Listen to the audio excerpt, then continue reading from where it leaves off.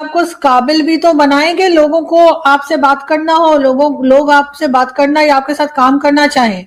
अगर आप इतने अपने आप को एक तरह से रखेंगे कि सिर्फ आप जो है वो कर्जों पे चल रहे हैं, आपके अंदर कोई क्वालिटी नहीं है, आपके अंदर कोई तरह की ऐसी पावर नहीं है कि आप किसी के काम आ सके या किसी को आपसे काम पड़ सके, तो डेफिनेटली आपको कोई नहीं पूछे। मुत्तहिदा अरब अमारात और भारत के ताल्लुकात भी अच्छे हैं, जिसकी एक बहुत बड़ी इन्वेस्टमेंट जो है वो भारत के अंदर मौजूद है। और ये जो यूएई है वो एग्जिट कर गया है पाकिस्तान के एयरपोर्ट के अंदर से, कुछ प्राइवेटाइजेशन हो रही थी और UAE is no more part of that.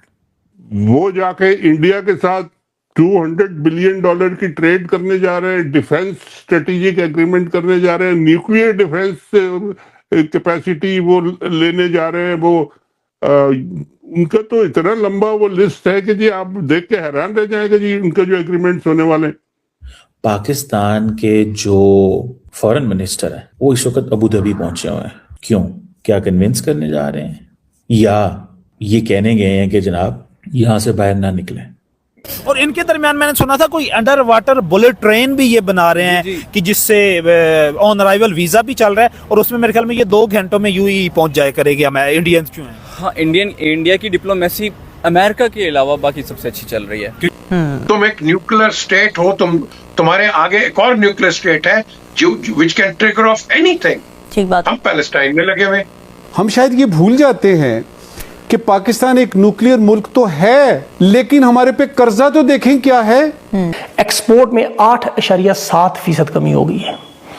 जरा अंदाजा करें हर महीने के हिसाब से। पहले जो इन्वेस्टमेंट आती थी, अब इस महीने में वो 43% भी कम हो, मतलब पहले ही मंजी थी, अब बिल्कुल ही फारग। और अगर अमारातियों के अलावा बड़े कम मुल्क होंगे जो आपके पास आएंगे। So you need to have Emiratis. आपको अमाराती चाहिए। दोस्तों, इस वक्त एक चीज डिस्कस हो रही है और वो ये है कि जो यूएई है वो एग्जिट कर गया है पाकिस्तान के एयरपोर्ट के अंदर से, कुछ प्राइवेटाइजेशन हो रही थी और UAE is no more part of that. This is significant. Why? Because recently अगर आपको पता हो कि यूएई की जो लीडरशिप है उसने विजिट किया है इंडिया का।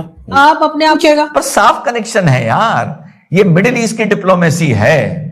और ये भी आप लोगों को याद होगा कि यूएई और इंडिया और मोदी जी के पर्सनल इक्वेशन है जो शायद इससे पहले सऊदीया के साथ या मोहम्मद बिन सलमान के साथ नहीं थी। जिस चीज को समझना चाहिए कि इस वक्त पाकिस्तान के जो फॉरेन मिनिस्टर है वो इस वक्त अबू धाबी पहुंचे हुए हैं। क्यों? क्या कन्विंस करने जा रहे हैं या ये कहने गए हैं कि जनाब यहां से बाहर ना निकले? लेकिन यहाँ पर बहुत बुरा मना लिया जाता है कि जी ऐसे कैसे फलानी कंट्री के साथ उन्होंने ट्रेड कर ली, हमारे साथ नहीं की, तो हमने अपने आप को रखा हुआ कहां पर है। ये पॉइंट भी मेरा ख्याल है यहाँ पर ऐड होना चाहिए कि आप अपने आप को उस काबिल बनाएं कि दुनिया आपके साथ काम करना पसंद करे। यहाँ तो वो इमरान खान साहब थे तो लोग फोन नहीं उठाते थे। तो पाकिस्तान और सऊदीया का काउंटर आ गया है यूएई और इंडिया। बहुत बड़ा डेवलप। यूरोपियन यूनियन और इंडिया जो है वो defence and security partnership sign करने जा रहे हैं। That's a very big development, very big development. इसको लेकर के भूचाल आ गया हर जगह। Today we agreed to move forward with the signature of a new EU-India security and defense partnership. यकीन माने जब से मैंने ये खबर पढ़ी है मेरी टांगे कांप रही। इस मुआहदे के बाद अब भारत की ताकत कई गुना बढ़ जाएगी। डोनाल्ड ट्रंप को क्या झटका लगा वो मैं आपको थोड़ा बता देता हूं। इट मींस कि इंडिया को वो देख रहे हैं अमेरिकन लेंस से। शहबाज शरीफ आईएमएफ से एक बार फिर भीख मांगेंगे अगले हफ्ते डावोस इकोनॉमिक गैदरिंग में। अब होता क्या है, जब ईयू इतना सारा कुछ कर रही होती है तो हर रोज फिर एक ईयू फॉरेन मिनिस्टर इंडिया बैठा होता है। इस पूरे क्षेत्र को टेक केयर कर सकता है भारत हमेशा ही केंद्र बिंदु रहा है पूरे विश्व का, इकोनॉमी का, मिलिट्री का, तकनीक का। पाकिस्तान की इंडस्ट्रीज का दिवालिया निकल गया है। टेक्सटाइल तबाह हो गई है, रियल एस्टेट सेक्टर तबाह हो गया है, इंडस्ट्रियल आउटपुट आपकी बिल्कुल जद हो चुकी है। एक वक्त की रोटी के लिए तरस रहे हैं और दूसरी तरफ हमारे वजीर आजम साहब शहबाज शरीफ साहब। और मैंने यही कहा जब मैं आया हूं तो आप समझेंगे शायद ये मांगने आया है, मैं मांगने नहीं आया लेकिन मजबूरी है। High representative foreign affairs and security policy जो है काजा कैलाश ने कंफर्म किया है कि ये हमारा वो पार्टनर है जिसको हम बरतानिया और अमेरिका जैसे फ्रेमवर्क में देख सकते हैं कि Pakistan is going to get into trouble. अगर इसको ना करते हैं तो डोनाल्ड ट्रंप नहीं माफ करेगा, और अगर हाँ करते हैं तो हमारा उतर गया है। जब हम देखते हैं कि हम कहते कुछ थे, हम करते क्या हैं, वो हमारी हकीकत खुल के आ गई है। खिलौना बन रहे हैं अमेरिका के हाथों। इतना बुरा हाल तो मेरे ख्याल है पिछले 3 जो हमारी रिलेशनशिप रही थी 10-10 साल की, उनमें भी नहीं हुआ था। जो पहली तकरीर हुई चेयरमैन की, हेड की, वो कहती है कि जी फलस्तीनी अगर निहत्ते हो गए तो ठीक है, गैर मुसल्ला हो गए तो ठीक है, वरना उनका खात्मा होगा, सफाई हस्ती से मिटा दिया जाएगा। सामने फील्ड मार्शल ट्रंप नो नहीं लेता। अच्छा। उसके लिए यस है या नो है। नो है तो यू आर आउट, यस हो तो यू आर इन।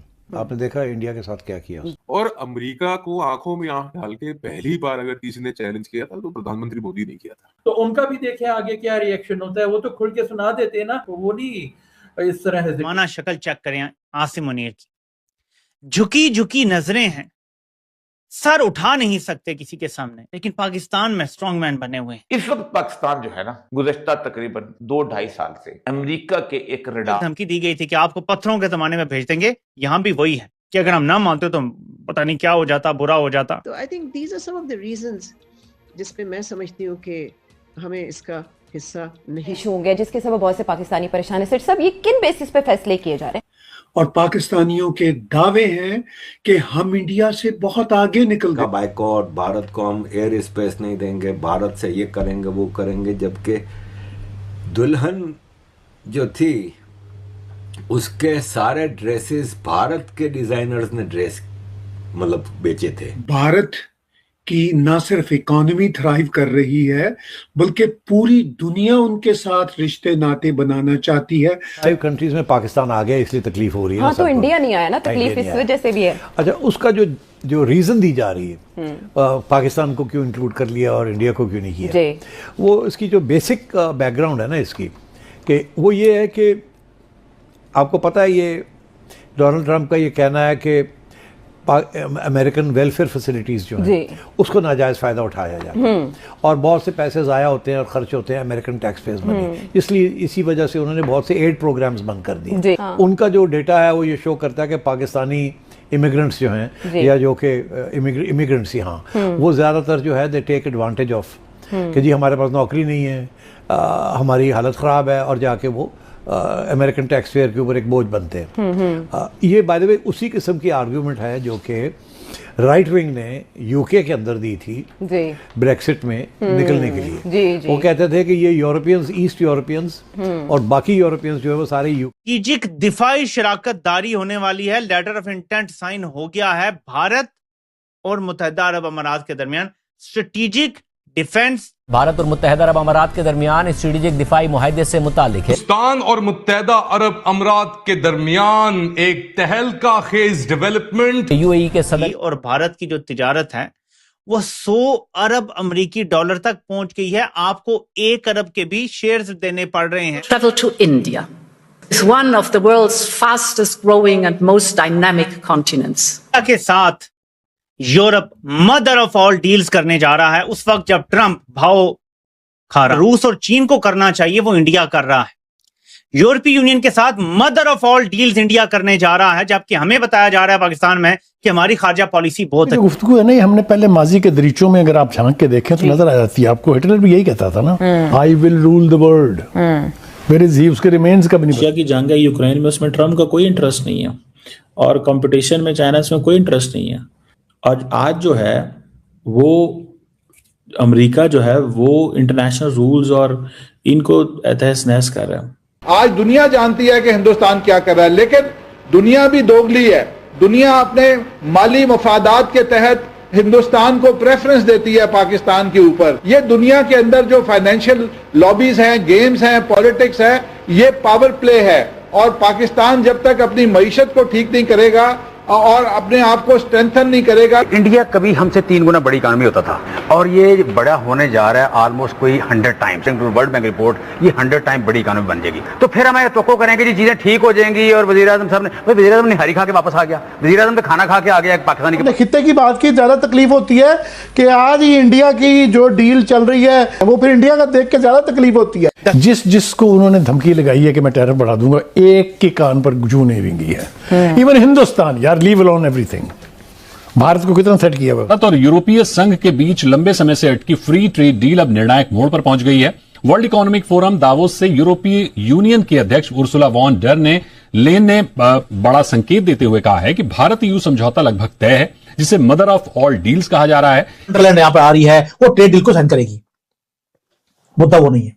मुद्दा ये है कि ये जो डेट है ये डोनाल्ड ट्रंप ने भी मार्क करी हुई है, जनवरी 27 की। वॉशिंगटन में, बीजिंग में सभी लोग इसको मार्क कर रहे हैं and they are watching it nervously because there is something huge which is beyond a trade deal जो हम करने वाले हैं। आप इसी से अंदाजा लगा लें कि क्या हो रहा है।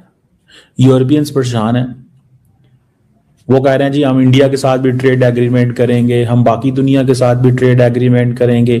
मतलब they are going into the direction जहां पे मतलब दुनिया एक पागल हुई पड़ी है कि हो क्या गा।